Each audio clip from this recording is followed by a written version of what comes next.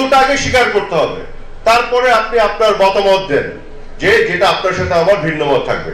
কিন্তু তথ্যটা যদি বিকৃতভাবে উপস্থাপন করা হয়, করে একটা চিন্তা তৈরি করা হয় যে এ ভালো বা ও খারাপ, সেটা কখনো সমাজে কারোর জন্য মঙ্গল বয়ে আনবে না।